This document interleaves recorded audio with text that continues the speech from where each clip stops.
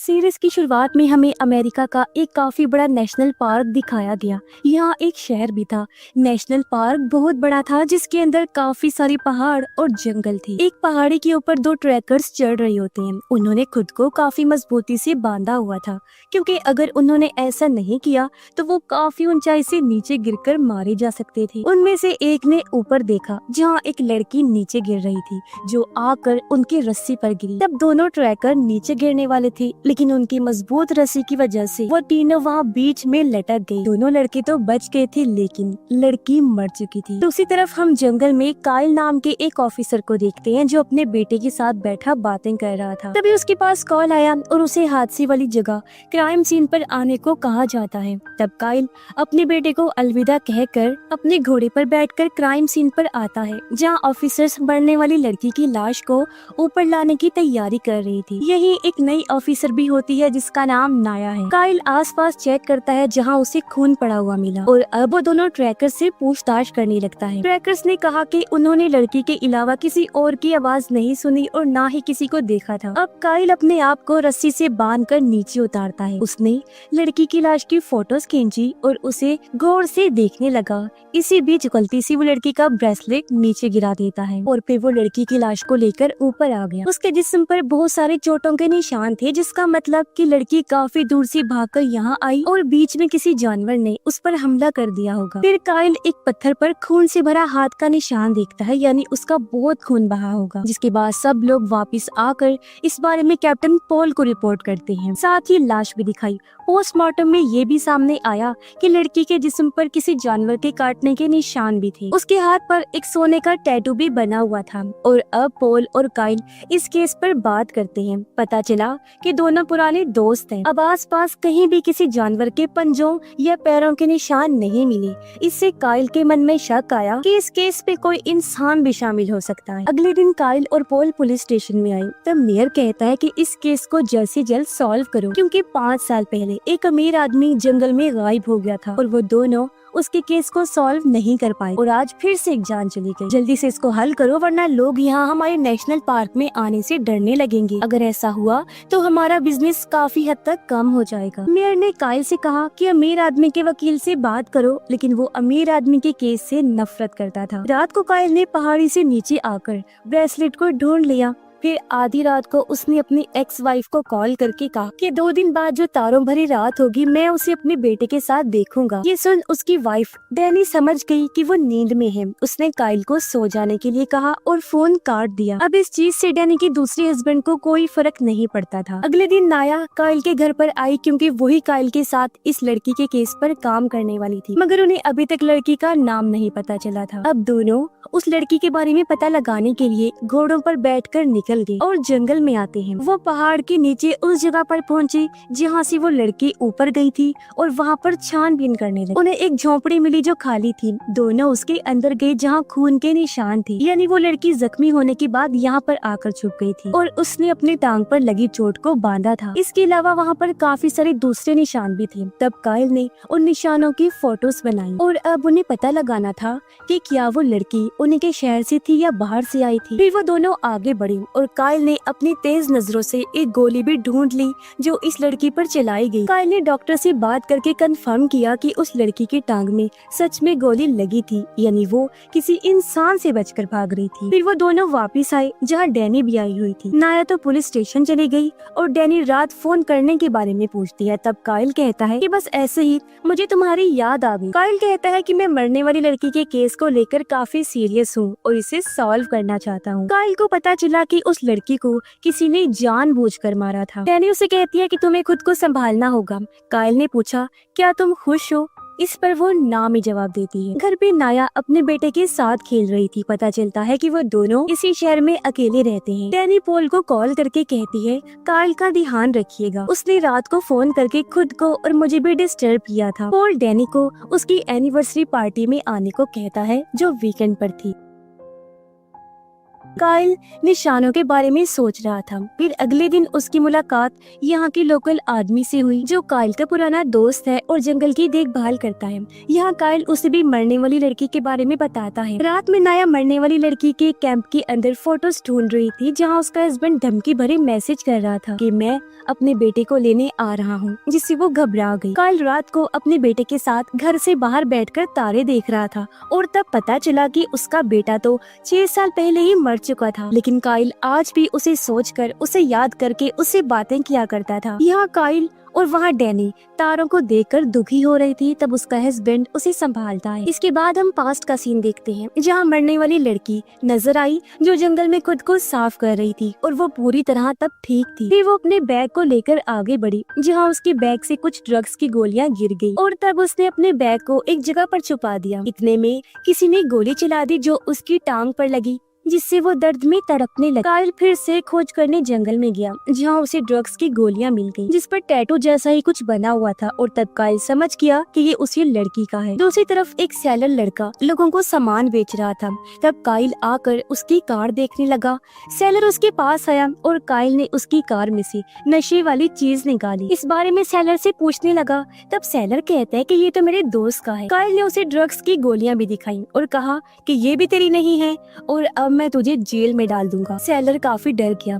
Kyle ने उसे गोलियां कौन बेच रहा है ये बताने के लिए कहा। तब सेलर कहता है कि मुझे इस बारे में कुछ नहीं पता। काइल ने उसे मरने वाली लड़की का फोटो दिखाया। तब सेलर कहता है कि मुझे इस बारे में भी कुछ नहीं पता। काइल ने उसे वो सोने वाला टैटू दिखाया। तब सेलर कहता है कि मैं इस बारे में पता लगाऊंगा, जिस पर काइल उसकी बात मानकर वहाँ से चला गया। अब काइल एक होटल में आकर एक वेट्रेस से मिला जो उसकी दोस्त थी, जिसकी कुछ देर बाद यहाँ पोल भी आ गया। दोनों इस होटल में बैठकर मरने वाली लड़की के बारे में बात करने लगे। मेयर की वजह से दोनों बहुत परेशान थे। अब पोल कहता है कि तुम्हें डैनी को रात को फोन नहीं करना चाहिए और तुम्हें अब उस घर को भी छोड़ देना चाहिए। तब काइल कहता है कि मैं अपनी वाइफ को संभाल लूंगा, आप इस मैटर से दूर रहिए। अब काइल ने डैनी को फोन लगाकर कहा कि तुम्हें मेरी शिकायत पोल को करने की जरूरत नहीं है, जिसमें आज के बाद मैं तुम्हें कभी भी फोन नहीं करूंगा। वो नाराज हो गया था। अमीर आदमी की वकील काइल से बात करने आई क्योंकि उसके केस को हैंडल करने वाला ऑफिसर काइल ही था। वो उसे कई सारे सवाल करती है जिसका ठीक ठीक जवाब वो देता भी है।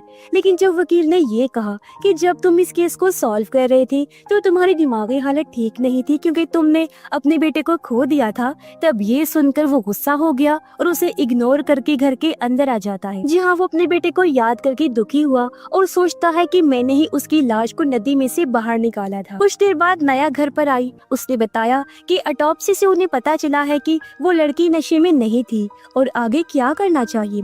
तब काइल कहता है कि हमें कुछ लोगों से बात करनी चाहिए। फिर दोनों 4 घंटे का सफर तय करने के बाद जंगल में उस जगह पहुंचे जहाँ हिपीज रहते हैं, यानी बेघर लोग जो नशे के आदी होते हैं। दोनों आगे बढ़े और हिपीज की हट से बात करने लगते हैं। काइल ने उनके ग्रुप से ड्रग डीलर के बारे में पूछा। तब हिपीज की हेड कहती है कि वो शायद कुछ सुकून लेने जंगल में गया होगा। नाया ने मरने वाली लड़की के बारे में हिपीज की हेड के साथ सभी लोगों को पूछना शुरू किया और उसका फोटो दिखाया। तो वहाँ पर वो समझ गई कि एक लड़की उसे जानती है और नाया उससे पूछताछ करने लगी, लेकिन बाकी लोग आकर उसे रोक देते हैं। तब काइल नाया को लेकर निकल गया क्योंकि उन लोगों से उन्हें खतरा हो सकता था। साथ ही काइल ये भी समझ गया था कि उन लोगों को मरने वाली लड़की के बारे में पता है और खास तौर पर हिपीज की हेड जानती है और उन्हें अब ड्रग डीलर को भी ढूंढना है क्योंकि उससे कुछ पता लग सकता है। फिर हम एक शिकारी डेक्स को देखते हैं जो काइल का दोस्त था और काइल उससे मिलने आया होता है। काइल को डेक्स का जंगल में रहना बिल्कुल पसंद नहीं था। उसने मरने वाली लड़की के बारे में बताया। तब डेक्स कहता है कि हाँ, मैंने उसके बारे में सुना था, लेकिन उस लड़की के बारे में सच में मुझे कुछ नहीं पता। काइल पूछता है क्या तुमने ड्रग डीलर को देखा? तब डेक्स ने मना कर दिया। काइल ने डेक्स की गन को लेकर एक गोली मारी क्योंकि वो मरने वाली लड़की की गोली से इसको मैच करना चाहता था। उसकी यह हरकत डेक्स को बिल्कुल पसंद नहीं आई और काइल वहाँ से निकल जाता है। अब सेलर एक टैटू आर्टिस्ट के पास आकर सोने वाले टैटू के बारे में पूछता है। उसने कहा कि ऑफिसर काइल ने इस बारे में पूछा था जिसमें वो मरने वाली लड़की के जिस्म पर वो टैटू बना हुआ था। तब टैटू आर्टिस्ट कहता है कि वो टैटू मैंने नहीं बनाया और तुम्हें यहाँ से निकलना होगा। तब सेलर बाहर आया और वहीं पर उसे टैटू आर्टिस्ट का मैसेज आया कि इस टैटू के बारे में बात मत करना और यहाँ से निकल जाओ। तब सैलर ये सुनकर चौंक गया। रात में सैलर अपने घर का सामान लेकर कार में आया, तब पीछे से किलर ने आकर गला दबोच कर उसकी जान ले ली। अगले दिन पॉल के घर पर पार्टी चल रही थी जहाँ पुलिस स्टेशन के सभी लोग आए थे।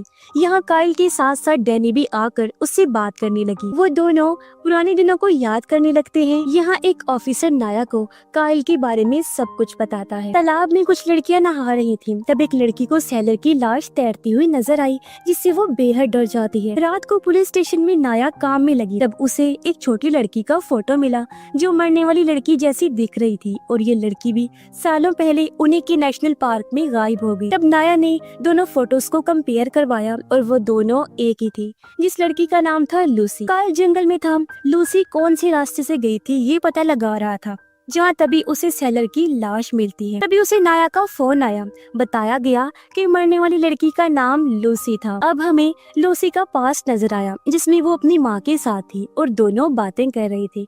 पता चला कि लूसी की माँ मेंटली डिस्टर्ब थी और वो मरने के बाद की बातें किया करती। उसने अपने बारे में काफी बातें लूसी को बचपन में ही बता दी थी। उसकी माँ के नाक से खून बहने लगा, तब वो समझ गई कि वो ज्यादा दिन तक जिंदा नहीं रह पाएगी और वहाँ से वो वापस अपने घर आ गई थी। कुछ दिनों बाद लूसी ने अपनी माँ को खो दिया और अब से उसका ध्यान उसका सुतेला बाप रखने वाला था जिसका नाम सैफ होता है। उधर वो दोनों पोल को भी बता देते हैं कि मरने वाली लड़की लूसी थी, लेकिन 10 सालों पहले लूसी उसके डैड सैफ के घर को छोड़कर गायब हो गई थी। उसके बारे में किसी को कुछ नहीं पता चला था। सबको शक था कि सैफ ने ही उसे मार दिया होगा, लेकिन सैफ के खिलाफ कोई सबूत नहीं मिला और तब नाया ने सैफ के बारे में पूछा। काइल कहता है कि उसे लूसी का खूनी समझकर किसी ने जान से मार दिया था, मगर उसके खिलाफ सच में कोई सबूत नहीं मिला था। काइल लूसी के भाई के बारे में बात करता है कि हमें उससे बात करनी होगी। फिर काइल बाहर आया, तब उसे वहाँ पर डैनी मिली। वो कहती है मैंने तुम्हारी पॉल से कंप्लेन नहीं की थी, बस मुझे तुम्हारी फिक्र हो रही और तुमने मुझे पूछा था क्या मैं खुश हूँ, तो सच ये है कि मैं खुश नहीं। मैं हमारे बेटे को बुलाने की कोशिश करती हूँ लेकिन मैं ये नहीं कर पा रही और काश मैं एक अच्छी माँ बन पाती। तब ये सुनकर काइल भी इमोशनल हो जाता है। काइल उसे कहता है कि लूसी के केस में मुझे डेक्स पर भी शक है। तब डेक्स का नाम सुनकर डैनी चौंक गई और फौरन वहाँ से निकल जाती है। तब वहाँ नाया आ गई और ये दोनों लूसी के भाई के पास जाने के लिए निकल गई। ये जब अंदर गई तो वहाँ पर एक लड़का उसे देखकर भाग गया। तब काइल ने उसका पीछा किया और उस लड़के ने काइल को पकड़कर लड़ना शुरू कर दिया। वो मारता भी है लेकिन नाया उसे गन पॉइंट पर पकड़ लेती। पता चला कि यही लूसी का भाई है। काइल कहता है हम पुलिस वाले हैं। फिर दोनों ने उससे लूसी के बारे में पूछा। वो कहता है कि वो सालों पहले गायब हो गई थी और उसके बाद मुझे आज तक इस बारे में कुछ नहीं पता चला। पिछले 10 सालों में हम कभी भी नहीं मिले हैं। तब नाया ने बताया कि वो मर चुकी। लूसी का भाई चौंक गया। फिर काइल ने लूसी के ड्रग्स के बारे में पूछा। उसने फिर कहा कि मैं नहीं जानता। फिर वो दोनों वहाँ से निकल गए, जिसमें काइल को अभी भी जानना था कि लूसी के साथ 10 साल पहले किया हुआ होगा। और अब नाया को लगा कि शायद उसके डैड और भाई के बर्ताव की वजह से वो घर छोड़कर चली गई होगी। दोनों वहाँ से निकलने लगे। तब काइल ने नाया के बारे में पता लगा लिया था कि उसके हस्बैंड के ऊपर ड्रग्स की चोरी का इल्जाम लगा था और इसी वजह से वो पुलिस स्टेशन में सस्पेंड हो चुका था। काइल अपने बारे में बताता है कि मुझे नेचर, कुदरत की खूबसूरती के साथ रहना पसंद है। यही वजह है कि मैं यहाँ नेशनल पार्क में रहता हूँ। दोनों जब वापिस आए तब मेयर से सब रिपोर्टर सवाल पूछ रहे। तब काइल ऑफिस में आया और एक ऑफिसर ने बताया कि मीडिया वाले अब लूसी के बाद सैलर के मरने से भड़के हुए हैं और काफी सवाल पूछ रहे हैं। रात को घर पर काइल लूसी और सैलर की फाइल्स को देखना शुरू करता है। उसे दुख था कि मैंने इस केस में सैलर को इन्वॉल्व किया और वो बेचारा मारा गया और अपने बेटे के मरने की बात काइल को जिंदगी नहीं चाहिए। अगले दिन काइल और लोकल आदमी साथ में थे। काइल ने उसे बताया कि लूसी मर चुकी है। तब वो चौंक गया क्योंकि उसे लगा था कि सैफ ने लूसी को सालों पहले ही मार दिया था। काइल कहता है कि सबको यही लगता है और लूसी इसी शहर में ही पैदा हुई। फिर वो दोनों सैफ के घर पर आए जहाँ एक आदमी अब रह रहा था। काइल ने बताया कि यहाँ पर लूसी मर चुकी है जो सैफ की बेटी थी।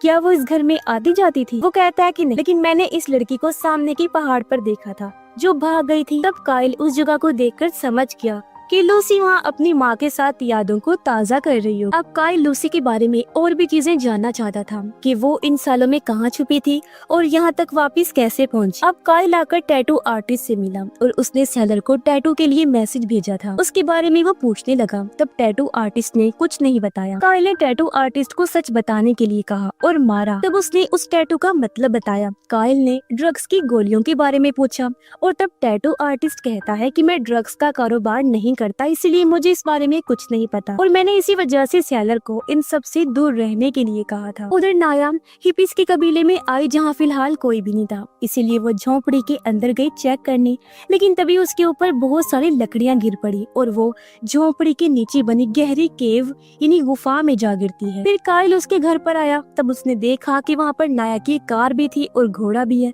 लेकिन वो खुद नहीं थी, जबकि वो तो गुफा में फंसी हुई थी। वो आगे बढ़ी, तब उसे पता चला कि ये गुफा काफी लंबी है। यहाँ उसे एक काफी छोटा सा रास्ता मिला जिससे वो बाहर जा सकती थी। तब नाया उस रास्ते से तेजी से जाने लगी, लेकिन आगे जाने पर उसका सर दो पत्थरों के बीच में फंस गया और मुसीबत की बात कि वहाँ पर पानी भरता जा रहा था।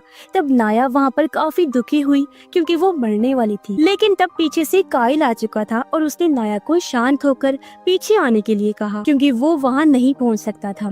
तब नाया सबसे पहले अपने बेटे को याद करके शांत हुई और वो धीरे धीरे पीछे आई। तब काइल ने उसे वहाँ से बाहर निकाल लिया और वो नाया की तारीफ करने लगा क्योंकि उसने गुफा के बाहर बहुत सारे निशान छोड़े थे, इसी वजह से काइल वहाँ पर पहुँच सका था। अब इन्हें यहाँ एक मास्क मिला जिसके ऊपर ड्रग्स और टैटू जैसा ही निशान था। रात में नाया उसके बेटे के साथ आकर सो गई। वो बाल बची थी। इस बात को याद करके वो काफी दुखी हो रही। काइल को तस्वीरों में लूसी की बचपन की तस्वीर मिली और फिर हमें लूसी का पास दिखाया जिसमें सैफ लूसी की माँ के मरने पर उसका पूरा गुस्सा लूसी पर निकालता था। तो वो अपने कमरे में काफी दुखी थी, लेकिन उसके कमरे में कोई और खिड़की से आया जिसे देखकर लूसी काफी ज्यादा खुश हो गई। फिर जब वो बड़ी हुई तो पहाड़ी पर आकर अपनी माँ को याद कर रही थी जैसा वो बचपन में फील करती। फिर लूसी वहाँ से भाग गई और काफी दूर अपने टेंट में आई क्योंकि वो जंगल में रहती थी। यहाँ उसके साथ एक हिप्पी लड़की भी थी। ये वही है जिसे फोटो दिखाकर नाया पूछ रही थी क्योंकि दोनों दोस्तें हुआ करती। उसने लूसी को दूर जाने से मना किया क्योंकि उसे लूसी की फिक्र थी,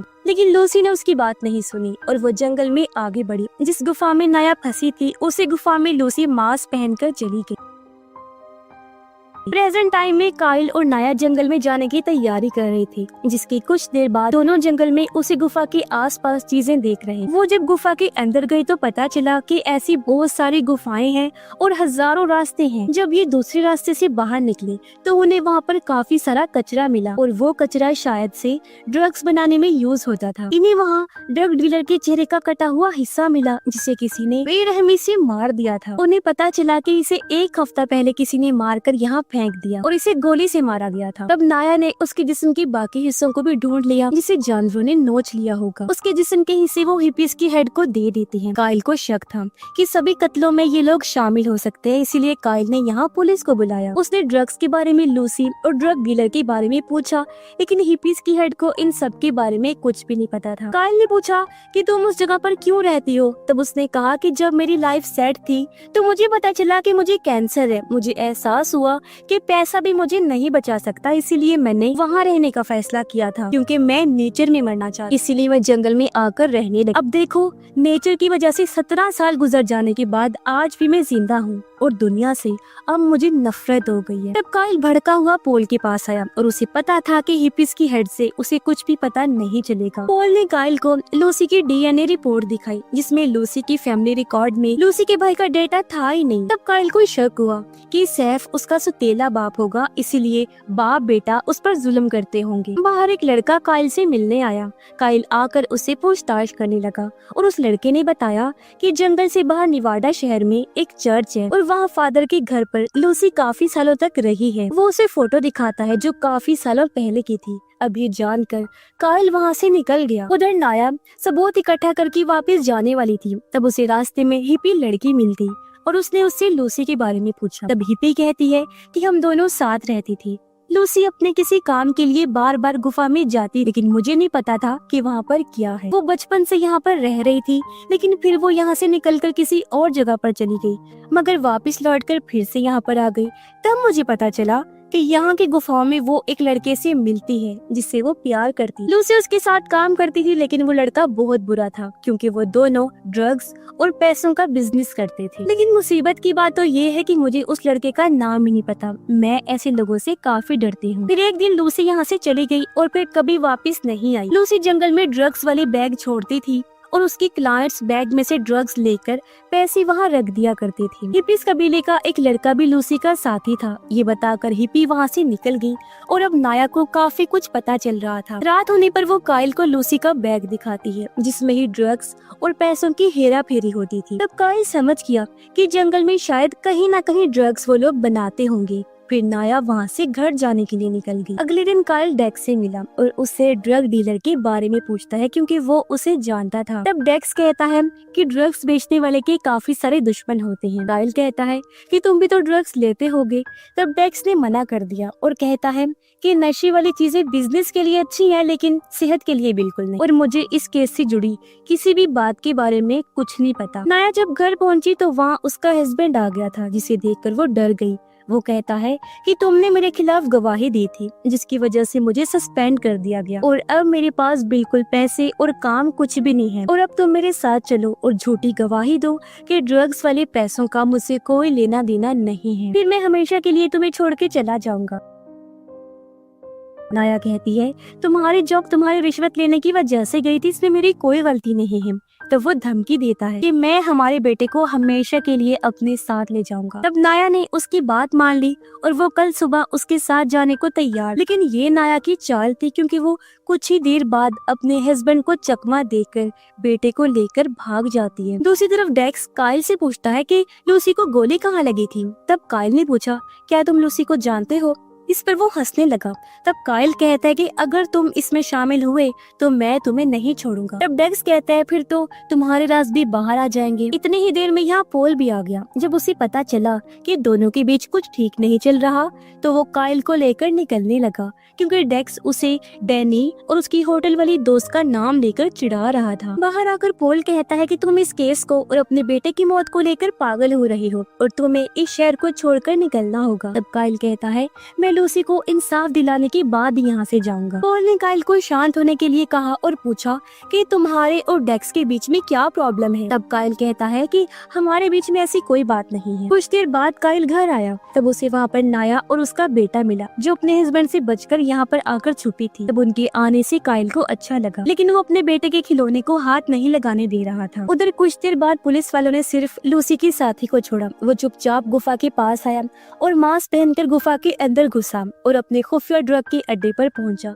जहां उसका बॉस भी था जिसका नाम पैब्लो था। यह पता चला कि पैब्लो ने ही सैलर लड़के को मारा था, जो चीज उसकी माँ से पता चलती है। फिर लूसी का साथी गुफा से बाहर निकला। तब उसे बाहर काइल और नाया ने पकड़ लिया। दोनों गुफा में जाकर सभी गुंडों को पकड़ना शुरू कर देते हैं। उनके आगे बढ़ने पर अंदर गोलीबारी शुरू हो गई। एक गुंडा वहाँ बॉम्ब फेंककर काफी बड़ा धमाका कर देता है जिसमें पैब्लो बाकी गुंडों के साथ गुफा में और अंदर घुस गया। तब काइल और नाया ने आकर काफी सारे गुंडों को मार दिया और पैब्लो को वहाँ पर पकड़ लिया। अब मेयर इस कामयाबी का सारा क्रेडिट खुद को देते हुए मीडिया के सामने खुद को हीरो कहने लगा। काइल और नाया को वहाँ पर ड्रग्स का शिकार बनी हुई कुछ लड़कियों की लाशें मिली जिनके सामान से उन्हें लूसी का बैग मिला जिसमें उसके कपड़े और फोटोज थी जिन्हें लेकर वो बाहर आ जाते हैं। कुछ देर बाद नाया अपने बेटे को संभालने लगी और डैनी काइल का इलाज करने लगी जिसमें वो खुश थी कि पता चल गया है कि शायद ड्रग्स माफिया ने ही उसे मारा होगा। तब काइल कहता है कि हाँ वो उनके लिए काम करती थी तो हो सकता है, लेकिन हमें इस चीज की वजह भी ढूंढनी होगी। और अब फिर से दोनों निकल जाते। काइल पुलिस स्टेशन आकर पैब्लो से पूछताछ करता है मरने वाले लोग और लूसी के बारे में। तब पैब्लो कहता है कि मैं उनमें से किसी को भी नहीं जानता। काइल कहता है कि सेलर की आईडी तुम्हारे अड्डे पर मिली है और तुमने ही उसे मारा है और तुमने ही बाकी लोगों को भी मारा होगा। तब पैब्लो भड़क गया, लेकिन काइल को पता था कि वो मुंह नहीं खोलेगा, इसलिए काइल ने आकर बाकी गुंडों को बताया कि पैब्लो ने बता दिया है कि तुम लोगों ने ही सब लोगों को मारा है। और तब गुंडों ने भी यही बताया कि हमें कुछ नहीं पता, जिससे काइल परेशान हो गया क्योंकि फिर से कुछ पता नहीं चल पा रहा। वहीं पर मेयर अब इस पूरे केस का फायदा उठा रहा था, जिससे ये दोनों भी काफी हैरान। फिर काइल ने लूसी के साथ मरने वाले सभी लोगों की लोकेशन को देखना शुरू किया और लूसी कहाँ कहाँ पर भागी थी ये वो सोचते लगा। वो हर रास्ते को देख रहे थे। यहाँ उसकी मुलाकात लोकल आदमी से हुई और उसे बताया कि इस केस में मुझे खास कोई जानकारी नहीं मिल रही है। डैनी जब घर पर थी तो नाया का हस्बैंड अपने बेटे और वाइफ को ढूंढते हुए यहाँ आ गया। तब डैनी ने मना कर दिया कि वो यहाँ नहीं है, पर तभी उसका बेटा अंदर से बाहर आ गया और जब उसे पता चला कि ये दोनों अकेले हैं तो डैनी बच्चे को लेकर अंदर भागी। लेकिन नाया के हस्बैंड ने उसे पकड़ लिया और मारने की कोशिश करने लगा, पर तभी पीछे से काइल आ गया और उसे पकड़ के बहुत मारता है। रात होने पर काइल फिर से लूसी के बारे में सोचता है, जहाँ उसके पास कॉल आया और उसे बताया गया कि डैनी ने अपनी जान लेने की कोशिश की है और वो हॉस्पिटल में है। काइल उससे मिलने आया, जहाँ डैनी उससे माफी मांगती है क्योंकि उसने पास्ट में काइल की बात ना मानकर कुछ बहुत गलत किया था। फिर डैनी का हस्बैंड आकर काइल को कहता है कि तुम लोगों के बीच जो गलत हुआ मैं उसके लिए दुखी हूँ, लेकिन मैं डैनी को बचाना चाहता हूँ और तुम्हें मेरी मदद करनी होगी क्योंकि डेक्स के फोन आने के बाद ही डैनी ने ये किया था। तब काइल ये सुनकर चौंक गया और वो डेक्स को ढूंढकर उसे मारना शुरू कर देता है। उसने कहा कि तुम्हें मैंने मना किया था ना, तुम्हें ये नहीं करना चाहिए था। और तब डेक्स ने कहा तुम भी तो अपनी वाइफ को समझा नहीं सकी। और तब काइल ने डेक्स को गन पॉइंट पर पकड़कर धमकाया और वहाँ से चला जाता है। अगले दिन पॉल काइल के पास आया, कहता है कि कल रात जो तुमने किया ठीक नहीं किया और अब तुम्हारी वजह से हमारे सीनियर्स की मीटिंग बैठी है और तुम्हें डेक्स से प्रॉब्लम क्या है। तब काइल कहते हैं मुझे वो बिल्कुल नहीं पसंद और मुझे उस पर शक भी है। फिर वो दोनों आकर अपने सीनियर से मिले और तब काइल को उसके बुरे बर्ताव की वजह से सस्पेंड कर दिया गया था और उसका केस दूसरे ऑफिसर को सॉल्व करना था। तब काइल मान गया और इस चीज से नाया परेशान थी।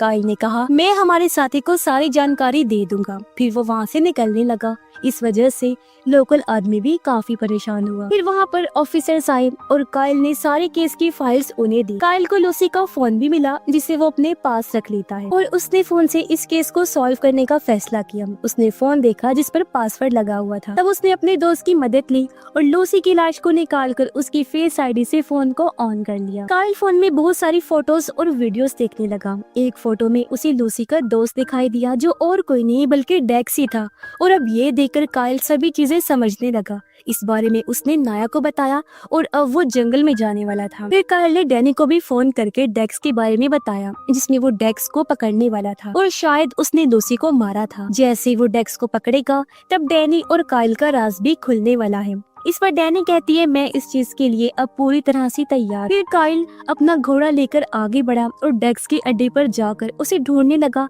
लेकिन वो वहाँ पर नहीं था। और तब अचानक डेक्स काइल को गोली मारकर जख्मी कर देता है। डेक्स ने आकर काइल को देखा जो वहाँ से भाग गया था। दोनों एक दूसरे का पीछा करने लगे और वहाँ पर गोलीबारी चल पड़ी जो रात तक होती रही। डेक्स समझ गया कि काइल आस पास ही छुपा होगा। तब वो कहता है तुम्हें मेरे रास्ते में नहीं आना चाहिए था। काइल ने उस पर गोली चलाई लेकिन उसकी गोलियां खत्म हो चुकी थी और उसकी गन की आवाज से डेक्स ने काइल को पकड़ लिया और कहता है तुम्हें पता है कि अगर तुम मुझे पकड़ने आए तो मैं तुम्हें मार दूंगा और अब तुम्हें मरना होगा। फिर डेक्स काइल को गोली मारने वाला था। तब एक गोली चली जिसमें नाया ने आकर डेक्स को वहीं पर मार दिया और नाया ने देखा कि वहीं पर काइल बेहोश हो चुका है। अब जब काइल होश में आया तो वहाँ पर पॉल काफी खुश था और उसने बताया कि डेक्स ने ही लूसी को मारा होगा और अब ये केस खत्म हो चुका है। नाया भी काइल को देखकर काफी खुश थी। काइल ने उसका शुक्रिया अदा किया कि मेरी जान तुमने बचाई और एक बेहतरीन तरीके से इस केस को हल किया। तब नाया कहती है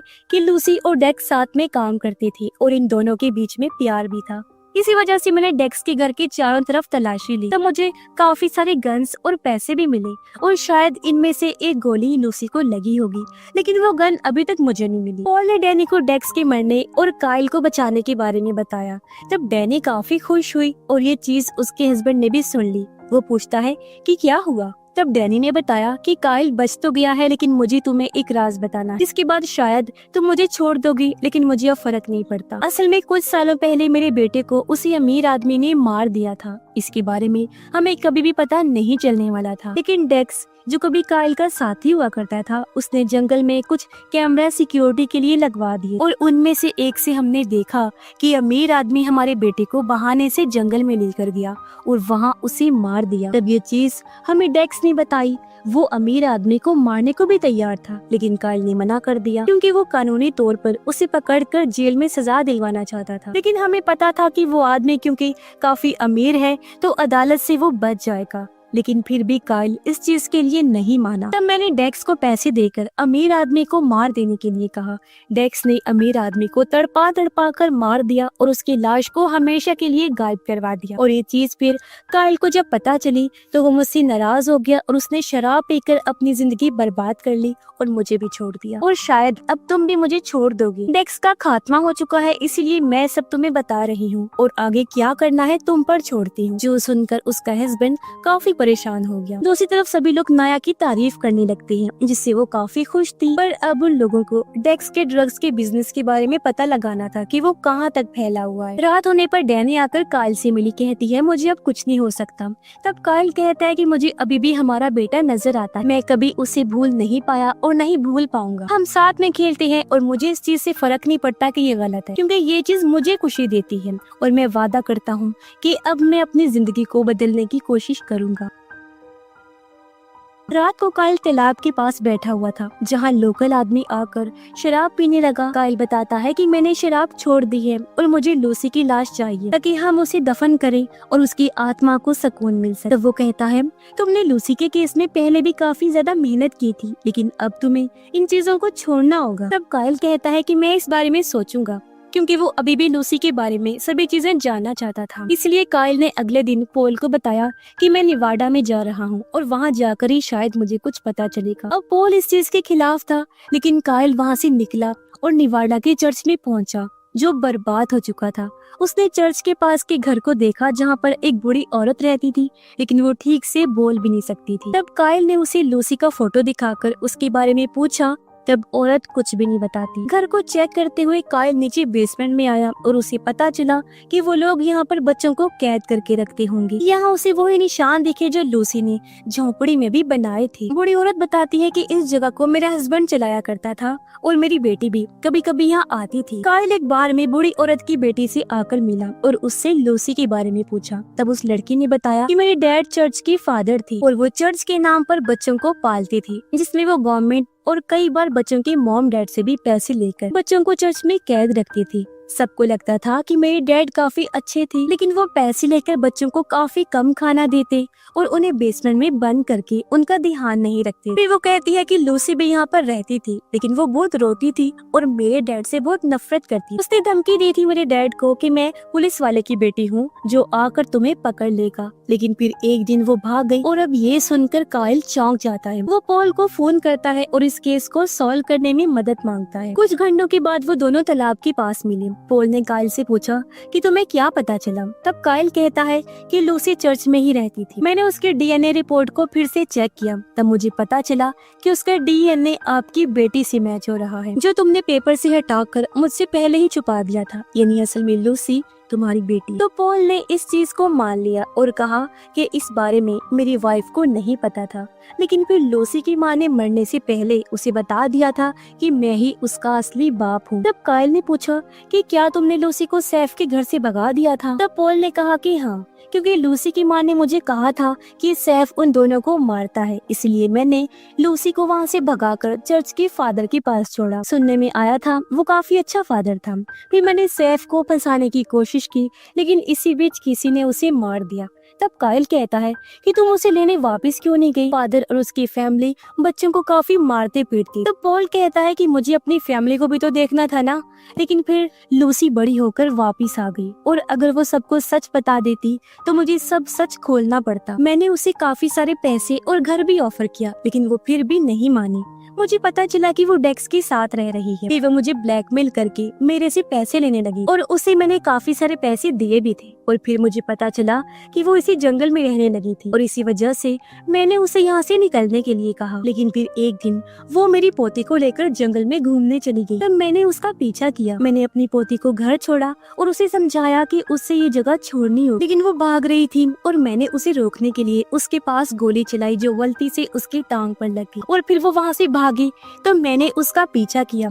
मैंने उसे सिर्फ समझाना चाहा था, लेकिन वो काफी डर गई थी और भागते भागते जख्मी होकर पहाड़ी के पास आ गई। उसने अपनी जान ली और नीचे गिरकर वो मारी गई, लेकिन इसमें मेरी कोई गलती नहीं है। मैं सिर्फ अपनी फैमिली के भले के लिए ये सब कर रहा था। तब काइल कहता है कि पोल ये गलत ही किया तुमने, क्योंकि वो भी तुम्हारी ही बेटी थी और अब तुम्हें उसे इंसाफ खुद देना होगा। और अब जैसे काइल वहाँ से जाने लगा, पोल खुद को शूट करके अपनी जान ले लेता है। काइल इस चीज से काफी दुखी हुआ और पोल की लाश पानी में डूबकर नदी में बह गई। कुछ दिनों के बाद लोकल आदमी और उसके लोगों ने मिलकर लूसी का फ्यूनरल किया, उसे दफन वगैरह किया ताकि उसकी आत्मा को सुकून मिल सके। काइल भी तालाब के पास आकर अपने बेटे को याद कर रहा था। उसे दुख था कि मैंने अपने बेटे को नहीं बचाया। तब उसके बेटे की आत्मा कहती है, पापा कोई बात नहीं, इसमें आपका कोई कसूर नहीं है और अब मैं हमेशा के लिए यहाँ से जाने वाला हूँ ताकि मेरी आत्मा को भी सुकून मिल सके और आपको भी, और आप मेरे बाद अपनी लाइफ को ठीक कर लीजिएगा। इसके लिए काइल को दुख तो हुआ, लेकिन वो राजी हो गया। लेकिन वो कहता है कि बेटा